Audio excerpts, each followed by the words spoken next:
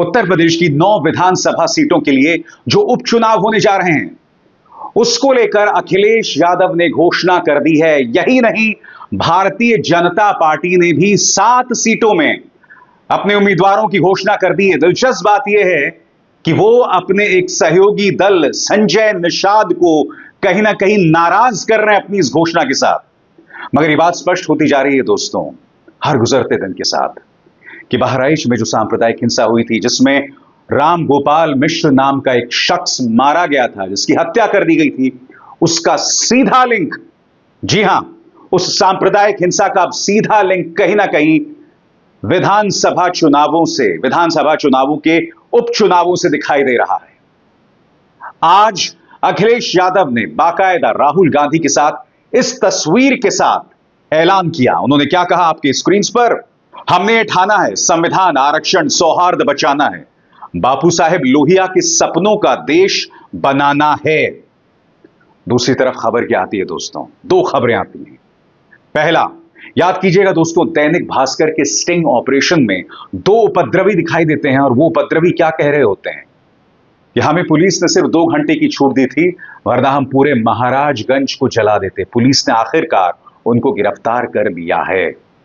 दूसरी तरफ एक टूल किट सामने उभर कर आया है कि किस तरह से गोदी मीडिया माहौल को भड़काने की कोशिश कर रही थी। यानी कि एक बात स्पष्ट हो जाती है, राम गोपाल मिश्र की हत्या के बाद जो सांप्रदायिक माहौल बिगड़ा था, उसे बिगाड़ने में कम से कम इन 2 आरोपियों के मुताबिक पुलिस का हाथ था।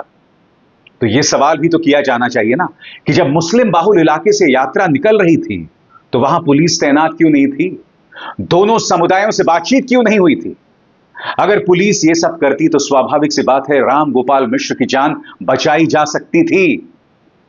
मगर साफ तौर पर यहां पर प्रशासन की नीयत पर सवाल खड़े हो रहे हैं। और जैसे मैंने बोला, लगातार गोदी मीडिया जहर उगल रहा था, उसकी चर्चा कुछ देर बाद करूंगा। मगर दैनिक भास्कर ने इस मुद्दे पर क्या कहा है दोस्तों, मैं आपको पढ़ के सुनाना चाहता हूं। बहराइच हिंसा, भास्कर स्टिंग के बाद दोनों उपद्रवी गिरफ्तार, कुबूला, घर को जलाया, लूटपाट की, कैमरे पर कहा था, 2 घंटे पुलिस वाले हट गए। दैनिक भास्कर ने इस पर विस्तार से क्या कहा है दोस्तों, इस पर भी गौर करने की जरूरत है। बहराइच हिंसा पर दैनिक भास्कर ने 22 अक्टूबर को इन्वेस्टिगेशन प्रसारित किया था। इसमें 2 आरोपियों ने कैमरे पर कबूल लिया था कि वे हिंसा में शामिल थे। इसके बाद पुलिस एक्टिव हो गई थी। बुधवार को उन दोनों उपद्रवियों को पुलिस ने गिरफ्तार कर लिया। एक का नाम प्रेम कुमार मिश्रा, दूसरे का सबूरी मिश्रा है। दोनों ने हिंसा में लूटपाट, आगजनी, पथराव की बात पुलिस के सामने स्वीकार की है। सुपरिंटेंडेंट ऑफ पुलिस वृंदा शुक्ला ने बताया कि प्रेम कुमार और सबूरी रमपुरवा के सालिकपुरवा गांव के रहने वाले हैं। दोनों 14 अक्टूबर को महाराजगंज में आगजनी और लूटपाट की घटनाओं में शामिल थे।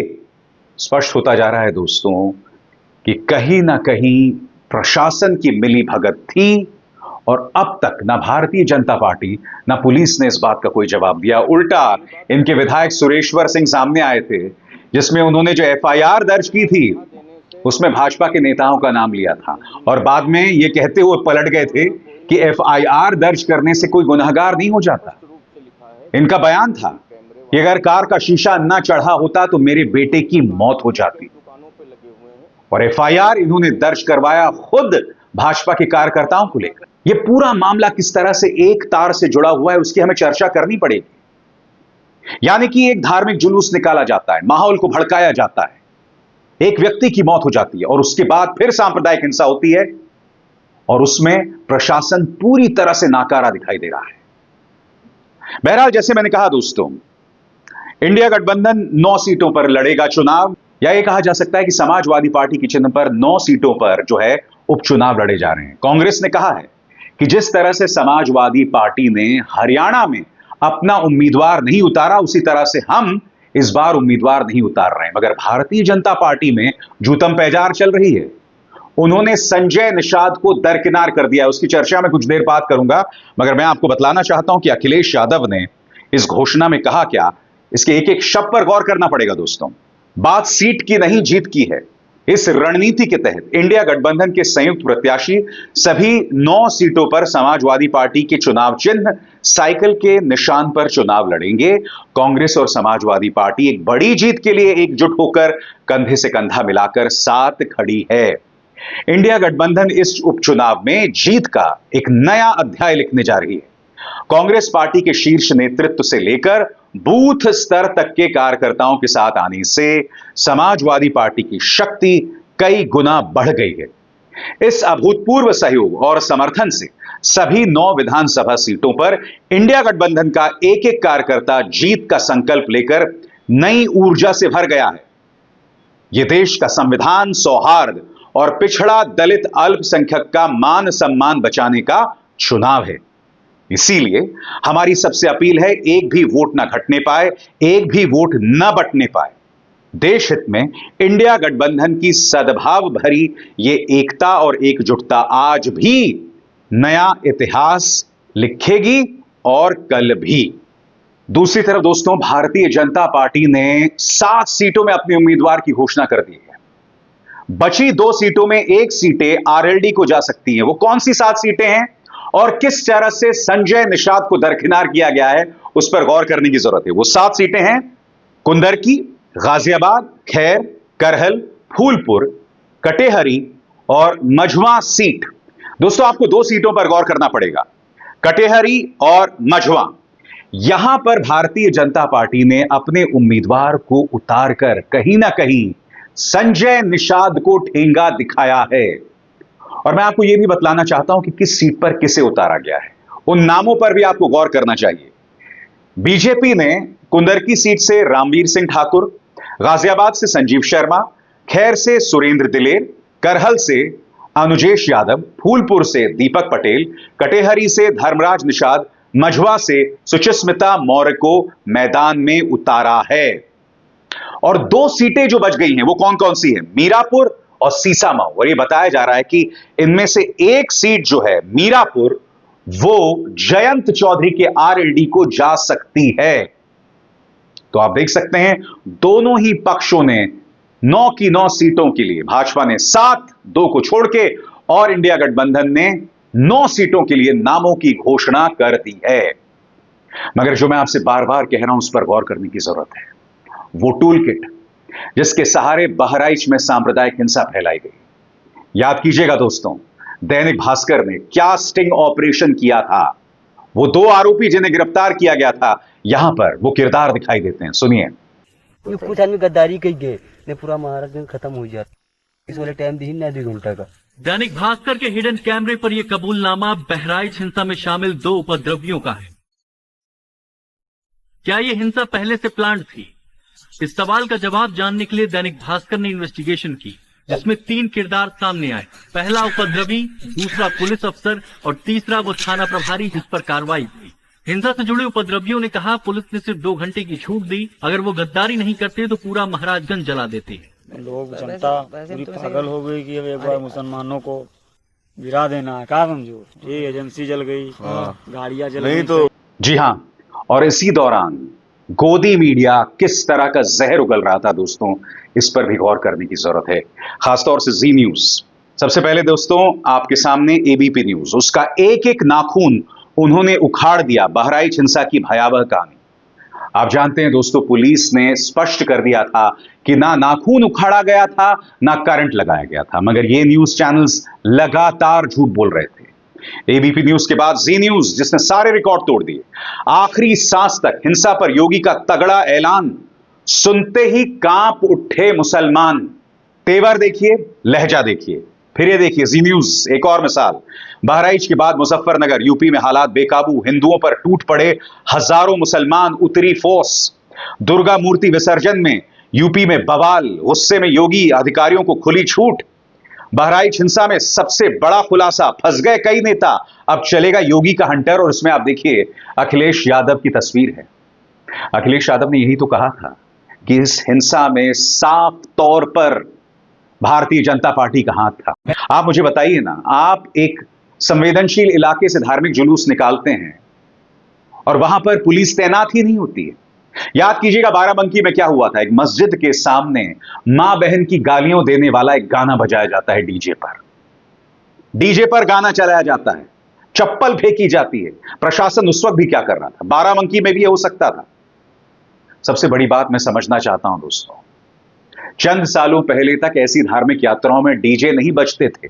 अब न सिर्फ डीजे बजता है, बल्कि गाली वाले गाने, वो भी हमारी दुर्गा मां की विसर्जन यात्रा में। और ऊपर से ये भड़काऊ न्यूज चैनल्स। देखिए, 100 घंटों में एनकाउंटर के बाद फोर्स ने घेरा पूरा बहराइच, भागे मुसलमान। तेवर देखिए साहब, योगी ने कराए बहराइच के दंगे, राहुल का किनारा, बुरे फंसे अखिलेश। यह दावा सिर्फ अखिलेश का नहीं था, योगी ने कराए दंगे। यह दावा कहीं ना कहीं मजबूत कर रहे थे आपके अपने पार्टी के नेता सुरेश्वर सिंह, जिन्होंने शिकायत की थी कि भाजपा के नेता उन्हीं के बेटे को मारना चाहते थे। और फिर वो क्या बयान देते हैं दोस्तों, गौर कीजिए, सुनिए उन्होंने क्या कहा था। अब क्या कहा जाएगा बताइए? इन तमाम चीजों को आपस में जोड़िए तो आपको पता चलेगा कि कितनी खौफनाक साजिश थी। और जैसा कि मैंने अपने कार्यक्रम में बताया, मकसद उत्तर प्रदेश की वो 9 सीटें जिनमें उपचुनाव होने जा रहे हैं। आप बताइए ना, क्या आप इसे सिरे से खारिज कर सकते हैं? साफ तौर पर लिंक दिखाई दे रहा है। प्रशासन पूरी तरह से निरंकुश था। इजाजत दी गई कि माहौल को भड़काया जाए। क्यों, मैं समझना चाहता हूं। चाहे बहराइच हो, चाहे बाराबंकी, क्यों? और ये गोदी मीडिया, देखिए झूठ, देखिए नाखून खींचे, मारी 35 गोलियां। बहराइच हिंसा में हुए ऐसे खुलासे, कट्टरपंथियों पर टूट पड़ी फोर्स। बहराइच में तगड़ा एक्शन शुरू, चप्पे चप्पे पर फोर्स, कांप उठे जिहादी, बीच सड़क होगा हिसाब। एबीपी न्यूज, यहां हिंदू मारे जा रहे हैं, आए दिन बवाल होता है, गोली खाने को है हम तैयार। न्यूज नेशन में बाकायदा आप देख सकते हैं असदुद्दीन ओवैसी की तस्वीर का इस्तेमाल किया जा रहा है। क्यों? कोई नहीं जानता। खबर क्या है? एक्शन में बुलडोजर, बहराइच में फूट फूट कर रोए मुसलमान, बाबा से मांगी रहम की भीख। आ गया आदेश, दौड़ा दौड़ा कर मारो। यूपी पुलिस ने चारों तरफ से घेरा। हर तरफ गोदी मीडिया जहर उगल रहा था। कायदे से गोदी मीडिया को क्या सवाल पूछने चाहिए तो दोस्तों, सवाल नंबर 1, जब एक धार्मिक जुलूस निकल रहा है एक संवेदनशील इलाके से, तो क्या आपने दोनों समुदायों को आमने सामने बिठाकर बात की? यह बातचीत क्यों नहीं की जानी चाहिए बताइए? दूसरी बात, क्या भड़काऊ गाने चलाए गए जैसा कि बाराबंकी में हो रहा था? यह सवाल किए जाएंगे ना। क्या आपने वहां पर पर्याप्त पुलिस बल तैनात किए थे? इन सवालों का जवाब देने के बजाय देखिए किस तरह के भड़काऊ कार्यक्रम हो रहे हैं। साफ तौर पर दिखाई दे रहा है माहौल को बर्बाद करना, माहौल में सांप्रदायिक रंग और जहर घोलना। मैं आपसे पूछना चाहता हूं दोस्तों, दिवाली आ रही है चंद दिनों में, हालात किस तरह से किए जा रहे हैं? मैं फिर आपसे पूछना चाहता हूं, क्या आप चाहते हैं कि दिवाली हम इसी तनाव में गुजारें? यह हमारे धार्मिक आयोजन है भाई। इन धार्मिक आयोजनों में क्या इस तरह से माहौल को भड़काया जाना चाहिए? यह आपको खुद को सवाल पूछना पड़ेगा।